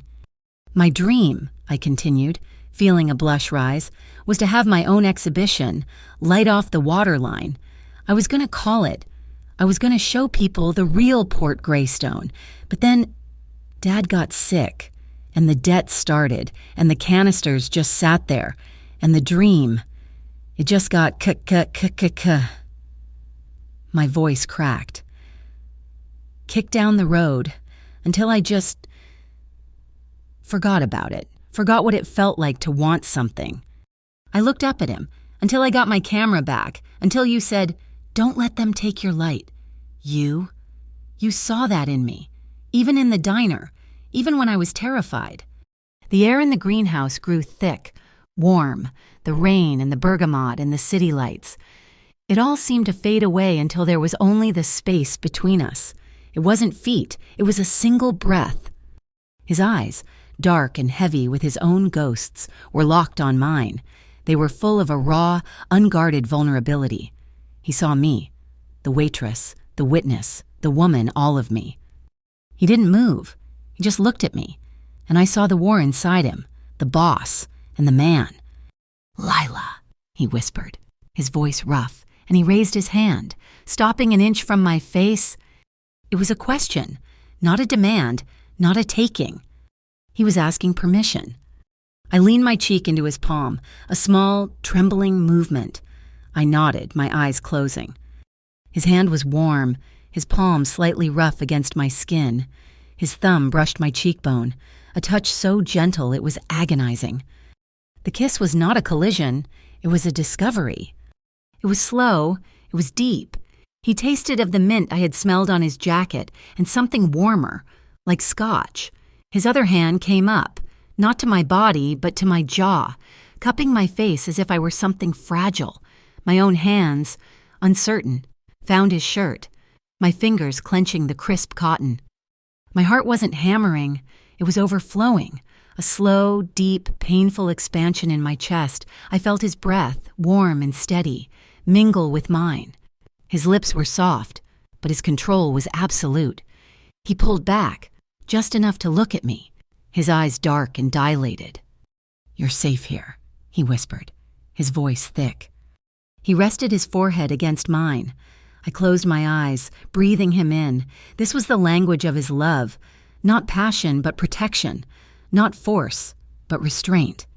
He wasn't crossing a line, he was creating a new one, a circle that held both of us.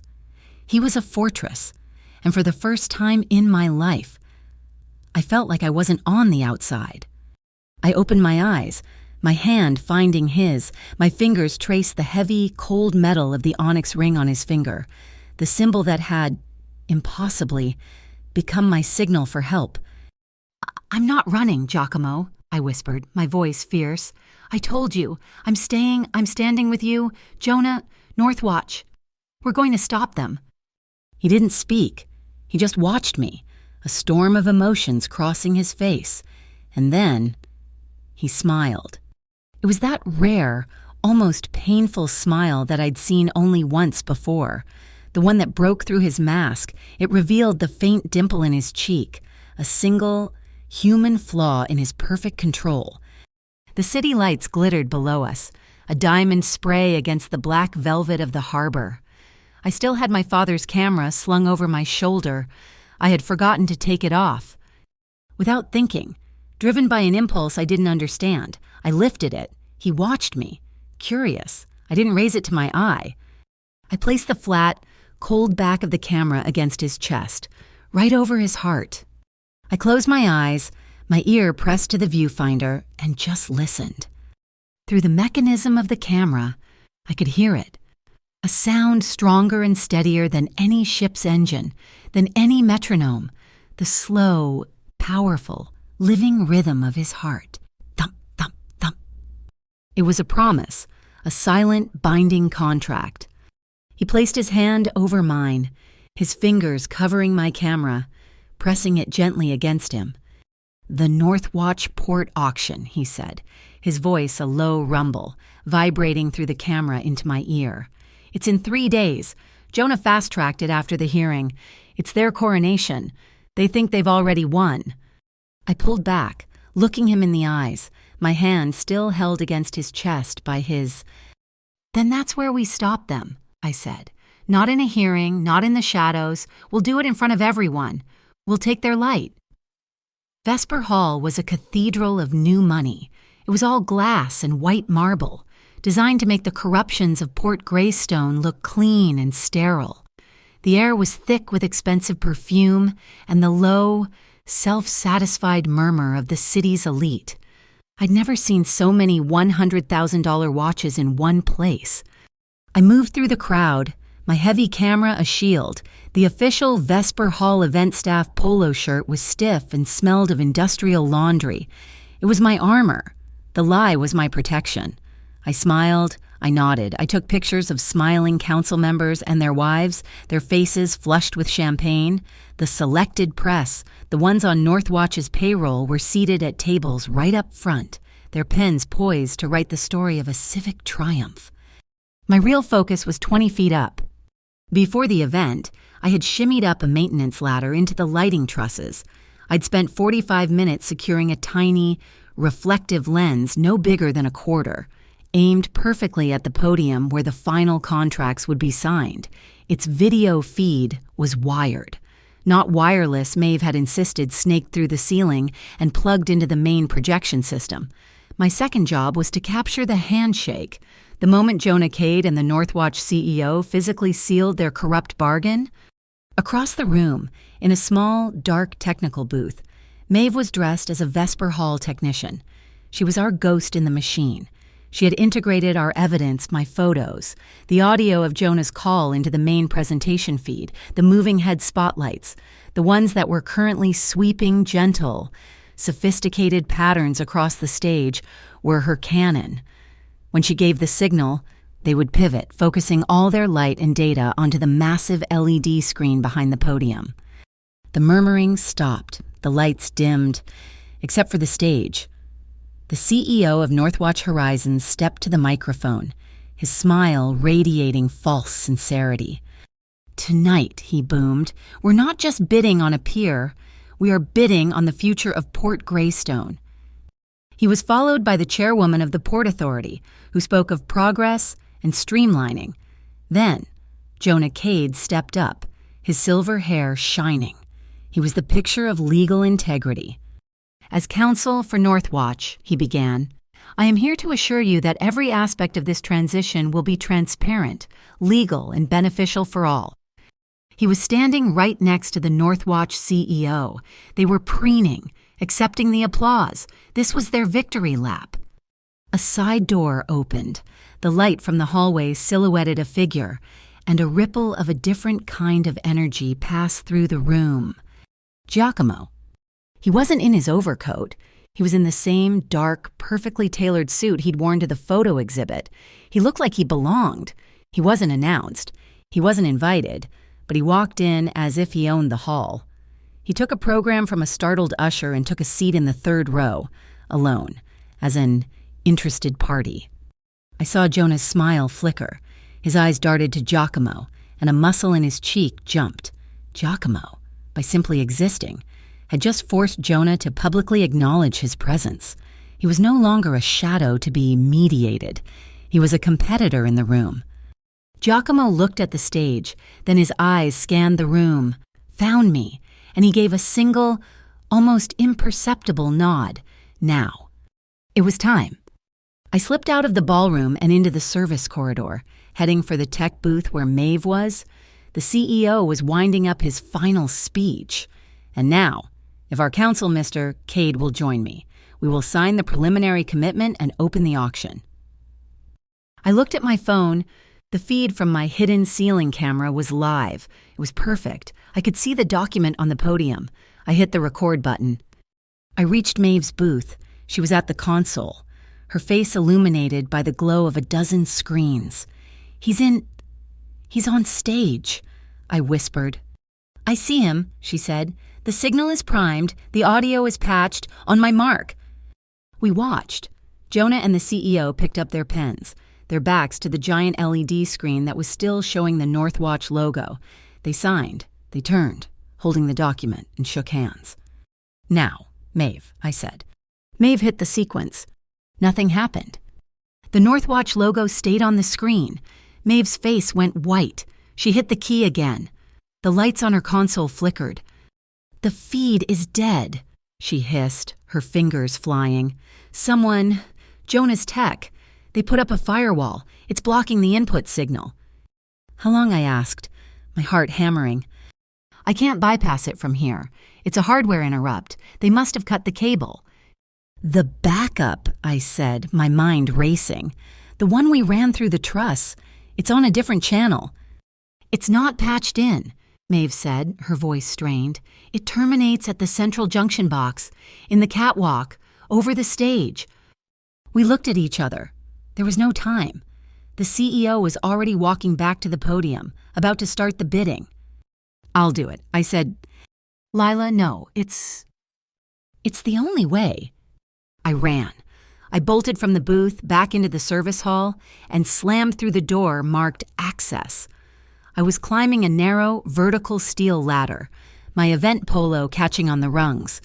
I emerged into the darkness of the catwalks, a grid of metal beams suspended 60 feet above the stage. It was hot. The heat from the stage lights was a physical weight. Below me, I could see the tops of their heads, tiny figures in a pool of light. I heard the CEO's voice. tinny and distant. We opened the bidding at $50 million. I crawled on my hands and knees, my camera banging against my hip. I followed the thick bundle of cables. There it was, the central junction box. My hands were slick with sweat. I fumbled with the clasp. I opened it. A dizzying maze of color-coded wires. Channel B, I whispered, remembering Maeve's schematic. Bypass, backup. I found the main video feed, a thick black cable, and next to it, the one I had run myself. The one from my hidden camera. It was supposed to be our recording, but Maeve had been smart. She had looped our entire evidence package into both feeds. I pulled the main cable. My hands were shaking so badly I could barely grip the connector. I jammed the backup cable into the primary socket. It didn't seat. I pushed again, my palms screaming. Click. Below me, the massive LED screen flickered. The Northwatch logo vanished, replaced by the grainy, black and white image of Cooper Lyle's arm planting a bug under a diner booth. A collective gasp rose from the crowd. The image changed. My photo of the ledger from Container Yard 14, clear as day. It changed again. The scanned image of the fake invoice. Harbor Light Diner, $4,000, Ember County Logistics. Then, the audio kicked in. The sound of Jonah Cade's voice, smooth and arrogant, filled the hall. The consulting fee is just to guarantee the Ricciardi problem is mediated. Northwatch has nothing to worry about. Mauer Wende e. The hall exploded. People were standing, shouting. The selected press looked confused, but others, the real reporters in the back, were already recording, their phones held high. Jonah Cade stood frozen, his face a mask of horror, staring at the screen. The CEO was screaming at the tech booth. And then, the main doors of Vesper Hall burst open. FCIU SOCMO, nobody move, hands in the air. Agents flooded the room, but they weren't moving toward the stage. They weren't moving toward Jonah. They walked straight past him. They walked straight to the third row, where Giacomo was sitting, watching the chaos with a calm, cold expression. Giacomo Ricciardi, the lead agent barked, flashing his badge. You're under arrest, conspiracy, illegal surveillance, racketeering. My blood turned to ice. It was a setup. A trap. Jonah had planned this. He knew we would try something. He had used our own attack as the trigger for a pre-planned raid, a way to publicly sweep Giacomo off the board, painting him as the only criminal in the room. 2 agents grabbed Giacomo's arms. He didn't resist. He stood, slowly. He straightened his suit jacket. Then he looked across the room, his eyes finding me in the shadows of the exit I had just reached. He smiled. It was the smile from the greenhouse, the one that reached his eyes. He held his hands out for the cuffs, and he smiled at me. I didn't understand. We had lost. He was being arrested. Then I saw Maeve. She was standing by a service exit, her phone to her ear. She, too, was watching Giacomo. She saw his smile. She looked at me and gave a single, sharp nod. And I understood.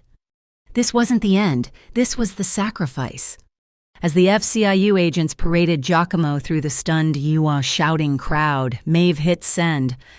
The second evidence package, the one I had recorded from the ceiling, the one showing the actual handshake, the one bundled with everything, was already on its way, not to the corrupt agencies, but to the one city councilwoman Giacomo knew was clean, and to every independent reporter in Port Greystone.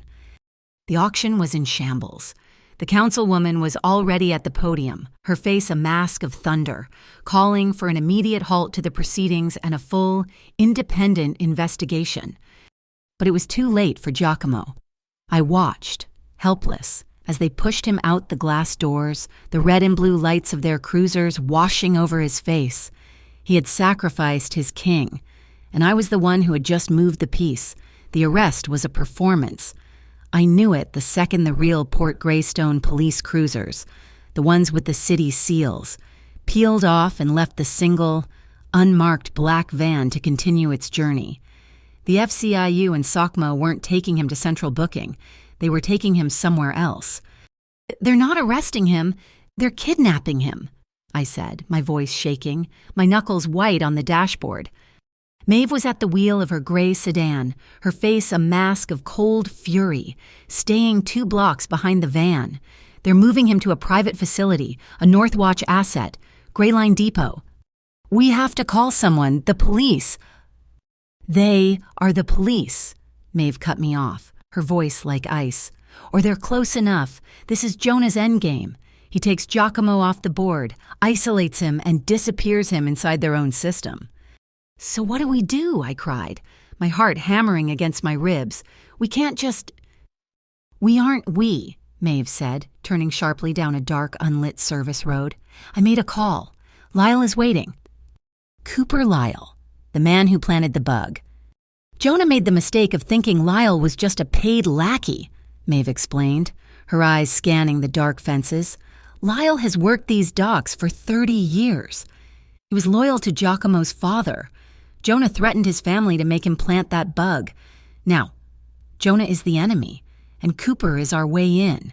He's bringing the dock workers' union. Gray Line Depot wasn't a depot. It was a fortress, a solid city block surrounded by a 20-foot-high fence. The entire yard a canyon of stacked shipping containers. Maeve killed the lights, and we coasted to a stop in the shadow of a massive gantry crane. Cooper Lyle emerged from the mist. He wasn't a thug. He was just a terrified man in his late 50s. His face creased with worry. They're inside, he whispered, gesturing to a small, brightly lit office in the center of the container maze. 4 men, private hire mercs, not cops. They took Mr. Ricciardi bound with zip ties. The gates, Maeve asked.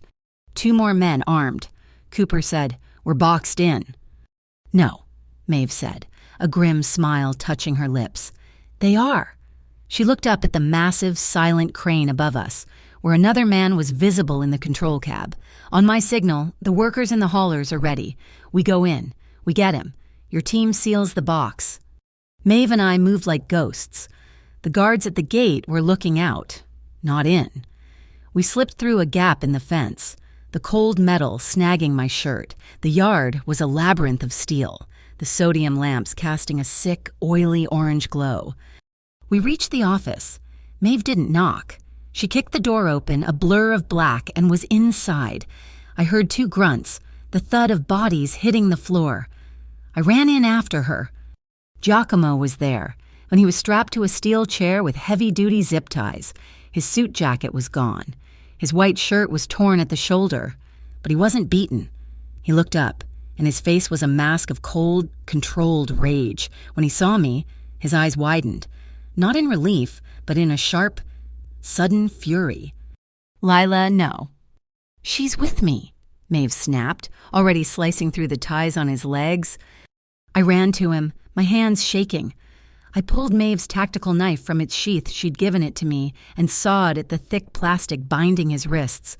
The mercs in the other room were stirring. Get out of here, Lila, Giacomo ordered, his voice a low growl. Shut up, I'm trying, I sobbed, the knife finally cutting through. Snap. His hands were free. He was rubbing his wrists, the red marks raw, and his hand shot out, grabbing my wrist. His grip was steel. It wasn't a threat. It was an anchor. It stopped my trembling instantly. I told you not to come, he said, his voice rough, his dark eyes burning into me. A deafening sound ripped the night apart, a massive, groaning clang of metal on metal that shook the ground. Cooper, in the crane, had just dropped a 40-foot container, completely blocking the main gate. But thank you for coming, Giacomo finished, pulling me to my feet as he rose. Maeve burst from the other room. 2 down, gate is sealed, let's move. Alarms blared, a ship horn, deep and mournful, echoed from the harbor the dock workers' signal. The yard lit up with the headlights of container haulers, their engines roaring to life, moving, shifting, creating the maze, blocking the access roads, turning the depot into an inescapable trap for the guards. We ran. We were halfway to the fence gap when a single, brilliant red dot appeared on Giacomo's chest. Sniper, Maeve screamed. Giacomo moved with a speed I couldn't comprehend. He grabbed me by the waist, his motion not a tackle but a lift, and threw us both behind a stack of rusted steel drums. The red dot danced, then settled on his shoulder. "It's over, Giacomo. Your little port rat army is trapped." The voice was amplified, echoing from the high gantry crane that ran the length of the yard. Jonah Cade, when he was standing on the catwalk, 60 feet up, silhouetted against the sodium lights. He wasn't holding a rifle. He was holding a laser designator, calmly painting his target. Maeve didn't hesitate. She ripped a flare from her belt, struck it, and threw it into the center of the yard.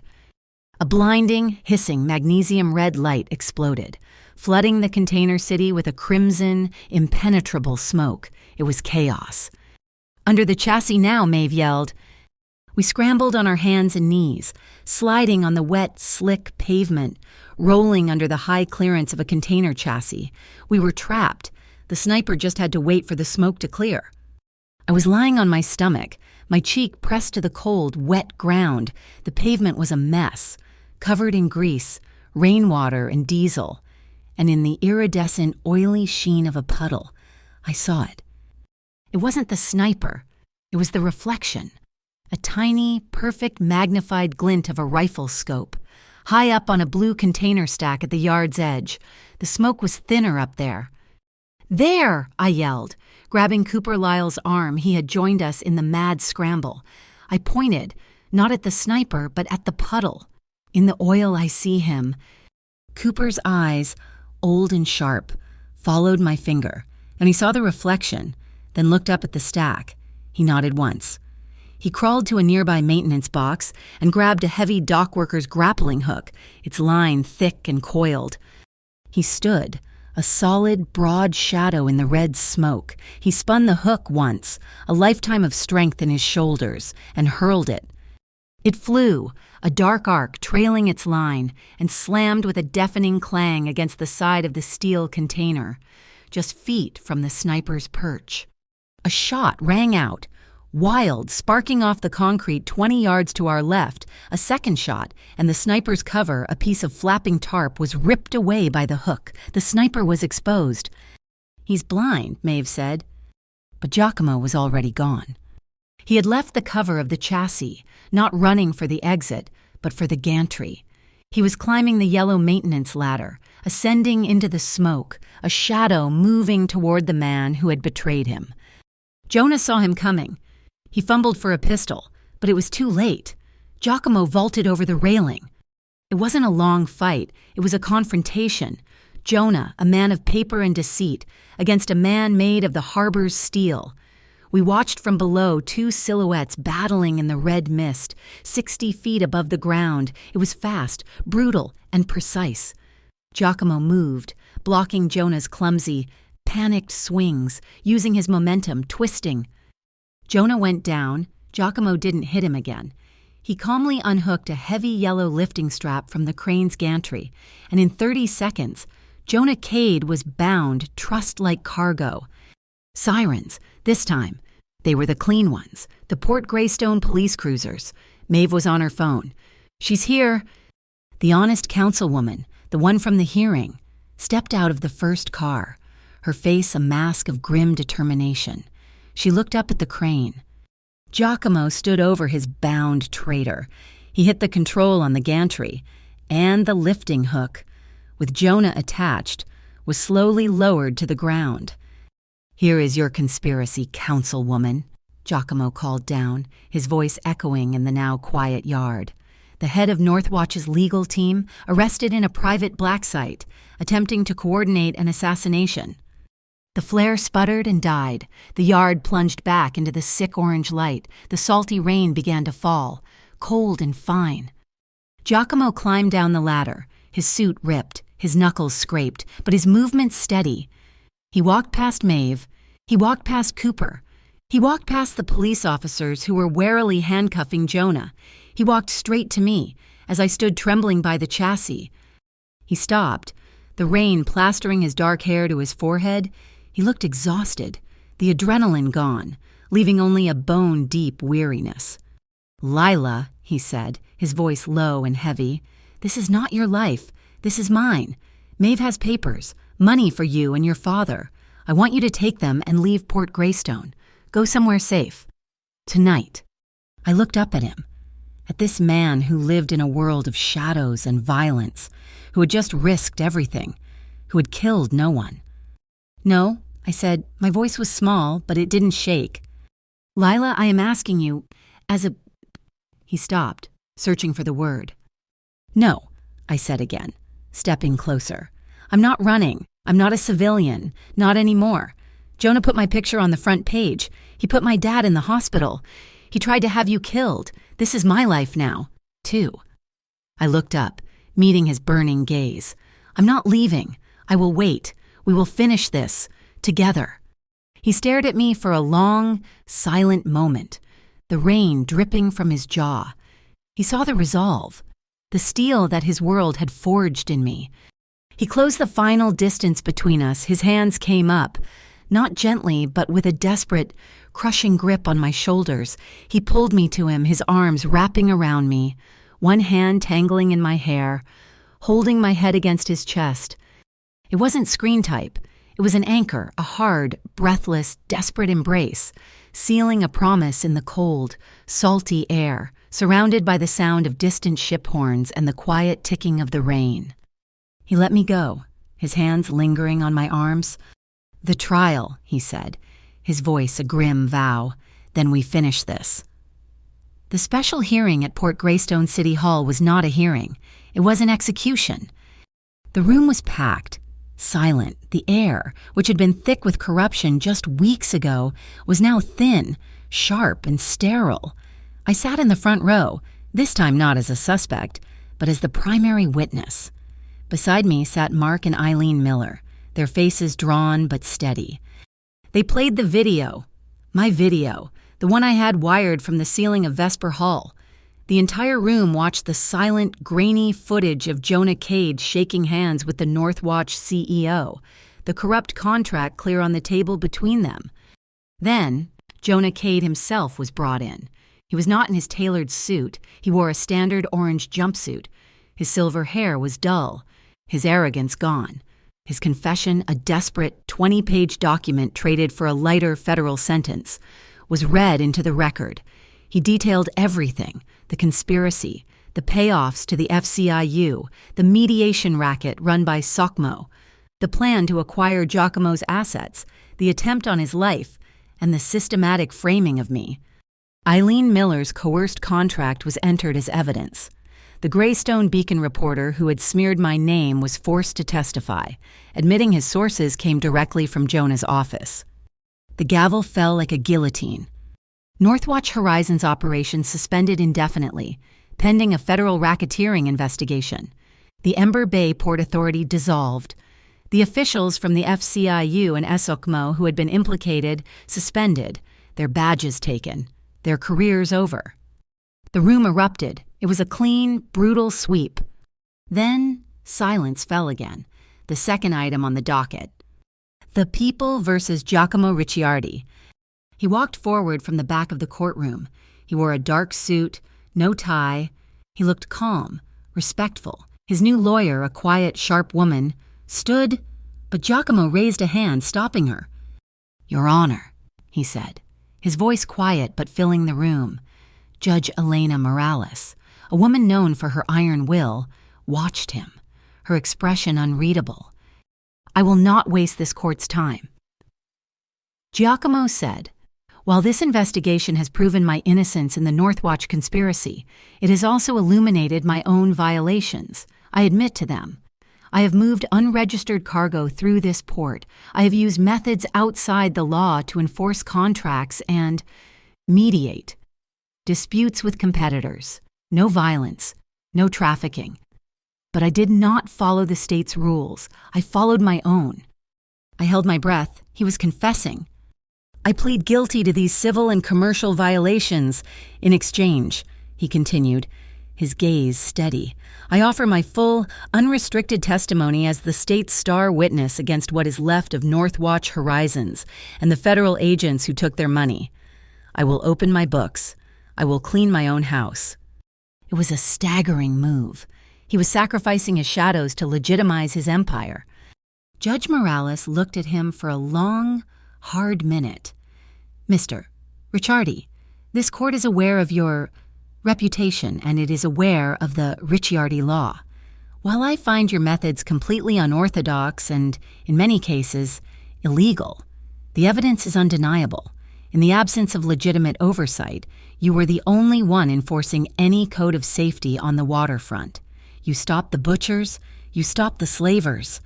She looked at Jonah Cade with pure contempt, then back at Giacomo. "The sentence of this court is this: 2 years of community supervision. You will pay a fine of $500,000. This fine will not go to the city.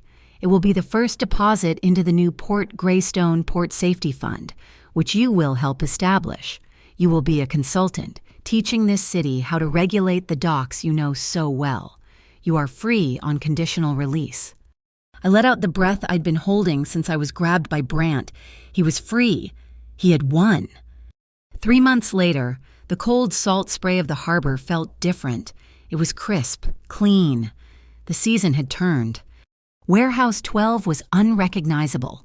Maeve, now Giacomo's official head of logistics, had helped me. The concrete floors were polished to a mirror shine. The steel walls were painted a stark, clean white. Track lighting hung from the rafters, illuminating the photographs that lined the walls. My photographs. The sign above the door, the one that used to say "Authorized Personnel Only," had been replaced by a simple, elegant plaque, "Light Off the Water Line," photographs by Lila Hart. The gallery was packed. People from the neighborhood, honest dock workers, city officials, even Judge Morales. It was a sea of new faces, all of them looking at my work. I saw him across the room. My father was walking with a cane, but he was standing straight. His color returned. He wasn't looking at me. He was studying a photograph in the center of the main wall. It was my favorite, the one I'd taken that night in the greenhouse, a macro shot, taken through the rain-streaked glass. The city lights of Port Greystone were blurred, abstracted into a sea of glittering, out-of-focus stars, and in the foreground, sharp and heavy, was the reflection of Giacomo's hand, his black onyx ring absorbing the light, a single point of absolute stillness in a world of chaos. My father looked at me, his eyes wet. He understood everything. "That," he whispered, patting my arm, "is what I call stylish protection." The crowd thinned. The wine was gone. The murmurs faded. Finally, it was just me, alone in the gallery, the silence ringing in my ears. I heard the door open. He was late. He had promised he would be. No entourage, no guards. He hadn't come while the crowds were there, hadn't wanted to pull my focus. He was just Giacomo. He wore a simple dark sweater, his hands in his pockets. He looked tired, but the weariness from the trial was gone, replaced by a deep, quiet calm. He stood by the door, just looking at me, surrounded by my work. He looked at the walls, at the images of the light on the water, at the photo of his own ring. He stepped forward into the gallery light, and that faint, rare smile touched his lips, the one that found the dimple in his cheek. He didn't say congratulations. He didn't say he was proud. He just held out his hand. "Ready to go home?" Home? The word settled over me, a warm, heavy blanket, the greenhouse. We were there. The rain was gone. It was a clear, cold night, the stars sharp above the glass. He had lit candles, maybe 10 or 12 of them, their small flames flickering on the stone benches, casting a warm, unsteady glow. On a small table, a record player. A vinyl album was turning, the gentle hiss and scratch of an old jazz trumpet filling the warm, humid air. He didn't pull me to him. He led me to the glass, and we stood together for a long time, looking out at the new city, our city. Then he turned to me. His hands came up, not to grab, but to frame. His palms were warm on my cheeks, his thumbs brushing the skin just below my eyes. "You did this, Lila," he whispered, his voice rough. "You're light. You saved us." I leaned into his touch and kissed him. It was a kiss that held no fear. It was slow and deep and sure. It was a kiss of arrival. His hands slid from my face, down my neck, to my shoulders. They were strong, holding me, grounding me. His arms wrapped around my back, pulling me tight against his chest, a possessive, final claim. My own hands found his hair, tangling in the dark. Soft strands. We broke apart, but only by inches, our foreheads resting together. We breathed the same air, scented with bergamot and wax. I was terrified, I whispered. I know, he breathed back. So was I. We talked. We spoke of the trial, of the fear, of the new boundaries of his world. He was legitimate now, but he was still Giacomo. The harbor was still his. He pulled back, his dark eyes serious. I have something for you. My heart stuttered. He reached into his pocket. It was not a small box. He pulled out a single, heavy, old-fashioned brass key. He pressed it into my palm. It's the key to this building, he said. To this apartment. I am not asking you to move in. Lila, I am telling you that you are home. Whether I am here or not, this is your safe harbor. My fingers closed around the warm metal. I looked at him, at his hand, at the heavy, dark ring that had started everything. And you, I asked, my voice small, are you giving this up, your armor? He smiled, a true, full smile. He covered my hand, the one holding his key, with his own, the onyx ring pressing against my knuckles. No, he said. I'm keeping my armor, and you. He nodded toward my camera bag, which I'd set on the bench. We'll keep yours. And I understood. The knot was untied. He wasn't asking me to be a part of his world or to leave it. He was asking me to stand beside it, parallel. He was the port, and I was the lighthouse. He was the anchor, and I was the light. I kept his key. He kept his ring. He would not imprison me. I would not tame him. We stood at the glass, hand in hand, looking out at the water. The distant horns of the cargo ships were a low, mournful song. Port Greystone was breathing, settling into a new season, under a new law. And for the first time in my life, so was I. Thank you so much for listening to this story. We would love to know where you're listening from, so please drop a comment and share your thoughts. Make sure you subscribe to Mafia Boss Stories, like this video, and support us by hitting that hype button so this story can reach even more listeners.